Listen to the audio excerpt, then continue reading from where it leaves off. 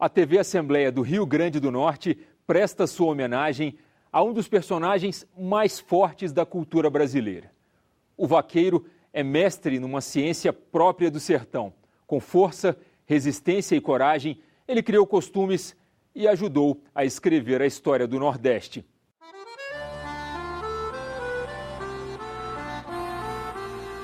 O cinza que domina a paisagem, plantas, pedras e bichos não pode ser entendido como a ausência de outro tom em uma paleta de cores, nem como falta de inspiração do artista. Talvez o sertão, nos longos períodos do estio, tenha economizado nas cores, para que o seu bravo morador mantivesse a cabeça sempre erguida, para espiar o céu azul sem nuvens, o alaranjado do sol que castiga a terra, ou para rogar as bênçãos de chuva para quem o espia lá de cima. A convivência com a natureza, quase sempre hostil, obrigou o sertanejo a se fazer forte.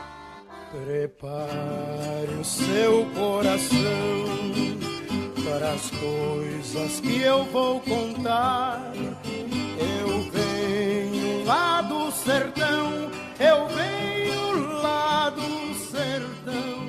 Entre tantos que desbravaram a região, uma figura valente por natureza se destaca. Seguindo as pegadas do boi que foi expulso do litoral, o vaqueiro inaugurou caminhos e estabeleceu as bases para muitas cidades do sertão potiguar a custo do próprio sangue. E lá fez a sua morada.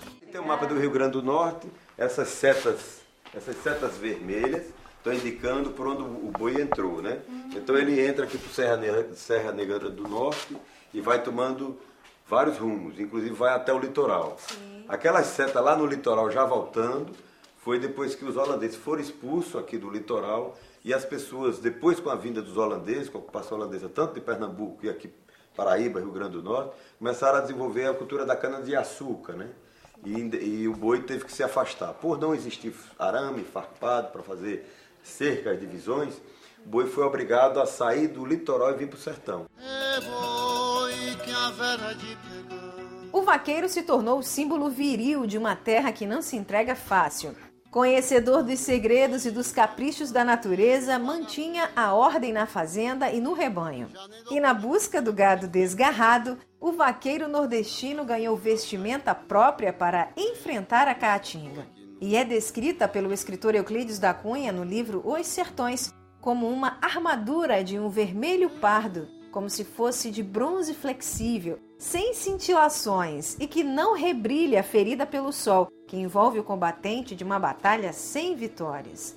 Já o artista plástico potiguar Nilton Navarro relatou que, ao pintar Dom Quixote, o vestiu com o mesmo traje de um vaqueiro nordestino. É uma coisa única, porque você vê o traje do peão lá de Goiás, Mato Grosso, imitando o cowboy americano. Isso. E outros por aí fora. Aqui ninguém imita ninguém. Essa roupa de couro foi feita especificamente para o vaqueiro aqui dessa região nordeste, entendeu? Para se proteger dos espinhos. É tanto que um pesquisador inglês chamado Henry Costa, sim, que é autor do primeiro registro de um vaqueiro no Brasil, em 1810, ele compara essa roupa de couro à armadura do cavaleiro medieval, já que ele era lá da Europa, né, e conhecia essa história dos cavaleiros medievais que lutavam usando aquela armadura de ferro.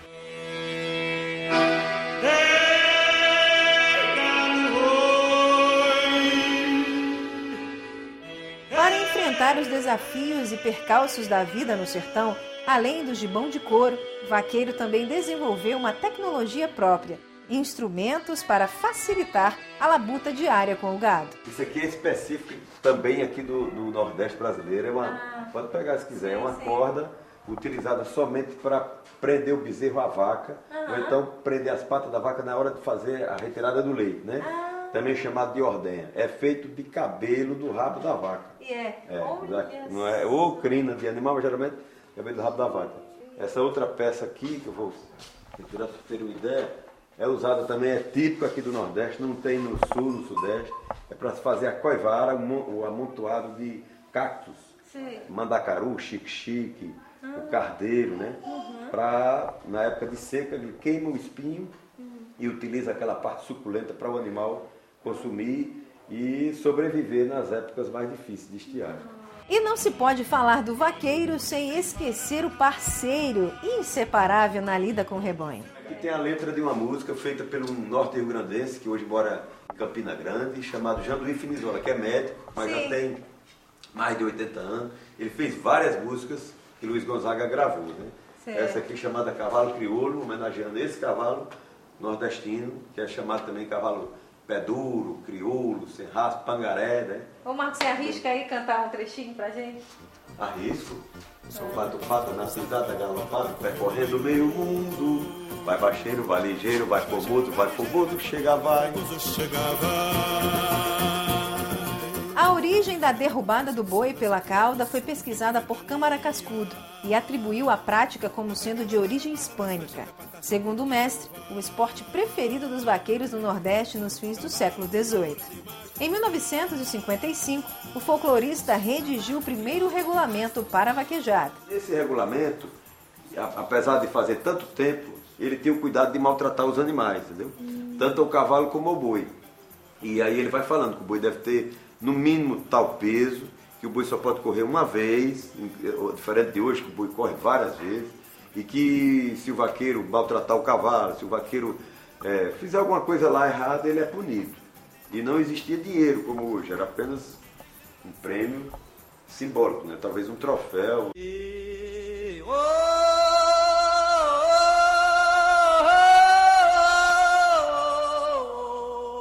No período chuvoso, o sertão se veste de verde e o vaqueiro se encouraça para a pega do boi do mato. Tradição que renasceu em alguns municípios do Rio Grande do Norte. É o caso de Patu, na região oeste.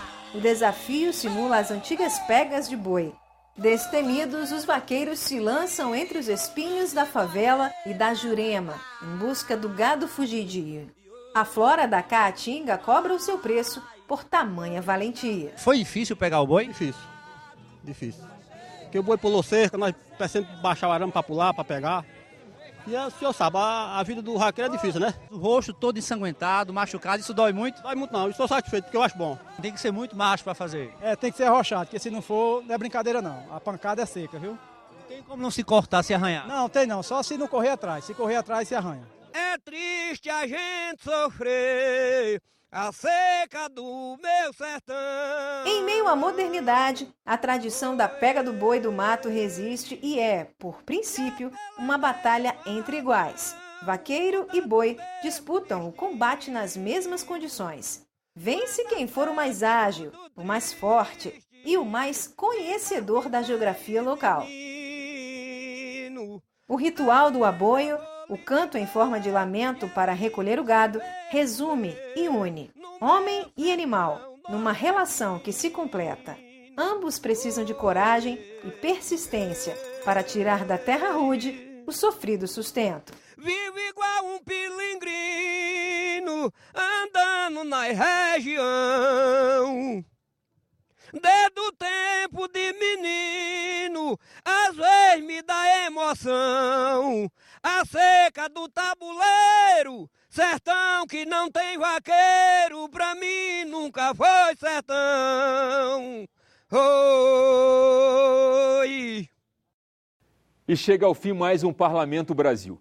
Mas as reportagens que a gente apresentou aqui continuam à sua disposição na internet. É só acessar senado.leg.br/TV, clicar em Parlamento Brasil e escolher o programa que você quer ver ou rever. Nesse endereço você também pode mandar a sua mensagem para a gente. Se preferir o telefone, é só ligar 0800 61 2211. A ligação é gratuita. Participe. Obrigado pela sua companhia. A gente espera você no próximo Parlamento Brasil. Até lá!